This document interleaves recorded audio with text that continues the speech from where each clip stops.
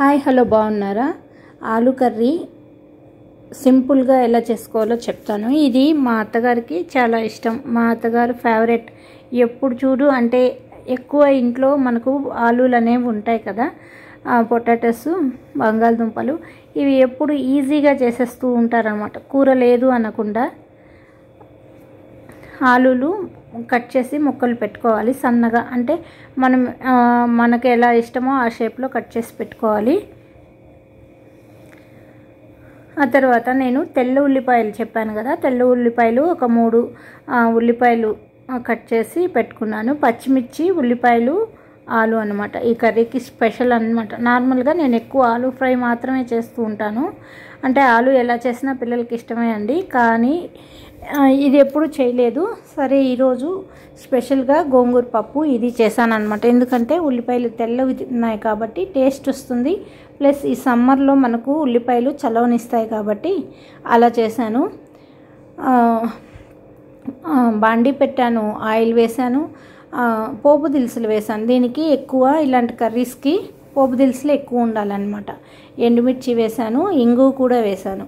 ఆలులు ఇలా తరిగి ఉంచాను నీళ్ళల్లో. అంటే ఒక 10 minutes పట్టింది నాకు గోంగూర ఒలుచుకోను ఇవన్నీ చేసుకోవడం. కిచెన్లోకి వచ్చేటప్పటికి కొంచెం బ్లాక్ అవ్వకూడదు కాబట్టి వాటర్లో వేసి పెట్టాను. కొంచెం వాష్ చేసి ఇలా వేసాను. ఇది ముద్దకూరే కాబట్టి నీళ్ళల్లో వేసినా పర్వాలేదు కదా అనేసి, ఫ్రై అయితే గ్యాస్ దగ్గరే తరిగేసి వేసేస్తాను అనమాట. ఇప్పుడు ముక్కలన్నీ వేసేసి పసుపు వేసాను. మంచిగా మిక్స్ చేసేసి మూత పెట్టేద్దాం అనమాట. చాలా టేస్టీగా ఉంటుంది. అత్తయ్య గారు చాలా ఎప్పుడు చూసినా సింపుల్గా ఇట్లా ఆలు ఉల్లిపాయ వేసి కర్రీ చేసేవాళ్ళు. చుక్కకూర పప్పు, మా ఇంట్లో చారు కంపల్సరీ వీక్లీ ఒక 3-4 days అలాగే ఉండేవన్నమాట. చాలా ఇష్టమైన కర్రీ. ఆమెకి ఈజీగా కూడా అనిపించేదేమో, అంటే ఎక్కువ మంది ఉండేవాళ్ళం కాబట్టి ఇలాంటి కర్రీస్ బాగా చేసేవాళ్ళు. చూసారా, నేను ఆలులు పక్కకి జరిపేసి మధ్యలో వేస్తున్నాను. ఉల్లిపాయ, పచ్చిమిర్చి, కరివేపాకు వేసేసి దాన్ని ఇట్లా వేసేద్దాం. ఆలులతో మూసేద్దాం, అప్పుడు మగ్గిపోతుంది కదా. అందుకని మంచిగా ఉల్లిపాయ వేగిపోతే అంత బాగుండదు. ఒకలాగా వేగితే ఉల్లిపాయ స్మెల్ అనేది చాలా స్మెల్ మంచిగా ఉంటుంది. ఇది పూరీలోకి బాగుంటుంది, చపాతీలోకి బాగుంటుంది, రైస్లోకి అద్భుతంగా ఉంటుందన్నమాట. నాకైతే ఇది పెరుగన్నంలోకి నంచుకోవడం చాలా ఇష్టం. మజ్జిగన్నంలోకి, పెరుగన్నంలోకి, చారన్నంలోకి కూడా ఇష్టం అన్నమాట. చిన్నప్పుడు కూడా నేను ఈ కర్రీ మా అమ్మ చేస్తే, అంటే మా అమ్మ షేప్ వచ్చి కొంచెం వేరేగా తరిగేదనమాట. ఇలా ముక్కల్లాగా తరగకుండా కొంచెం బిళ్ళల్లాగా, ఇప్పుడు మనం దొండకాయ తరుగుతాం కదా రౌండ్ షేపు, అట్లా వచ్చేది. ఆలులు అలా తరిగేది. అట్లా తరిగినప్పుడు అదే ట్రయాంగిల్ షేప్లో వస్తాయి కదా, అలా తరిగేది.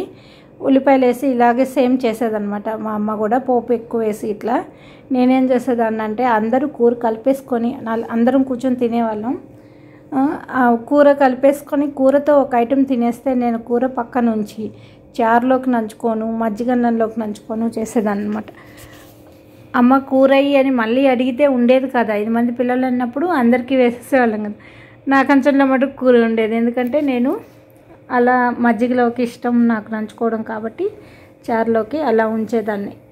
ఈరోజు నాకు ఎందుకో అవన్నీ గుర్తొచ్చాయన్నమాట. అదే చెప్తూ మా అమ్మాయికి నేను అన్నం తినేటప్పుడు చెప్తూ ఉన్నాను, అదే గుర్తొచ్చింది.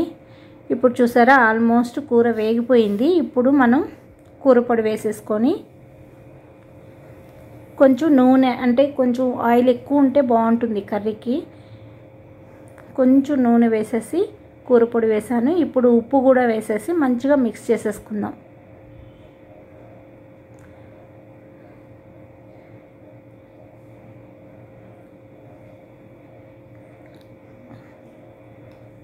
బాగా మిక్స్ చేసేసుకుందాం. దీంట్లో కరివేపాకు, ఫ్రెష్ కరివేపాకు వేసేస్తే చాలా బాగుంటుంది.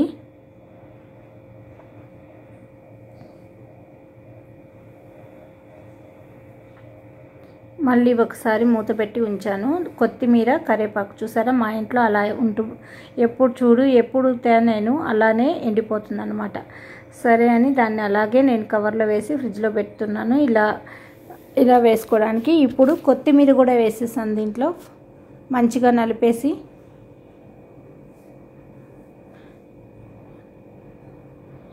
ఇంకా ఈ కూర యమ్మా టేస్ట్ ఉంటుందన్నమాట. మనం మజ్జిగన్నంలో నంచుకోవడానికి, పెరుగులోకి నంచుకోవడానికి, సాంబారు, చారు అంటే సైడ్ డిష్గా చాలా బాగుంటుంది. చపాతీలకి, పూరీలోకి, రైస్లోకి చాలా బాగుంటుంది. చూసారా, కూర రెడీ అయిపోయింది. ఈ కప్పులో వేసి ఇచ్చేస్తున్నాను మా పిల్లలకి. ఈ వీడియో మీకు నచ్చినట్లయితే లైక్ చేయండి, షేర్ చేయండి, సబ్స్క్రైబ్ చేయండి. థ్యాంక్ యూ అండి. బాయ్ అండి.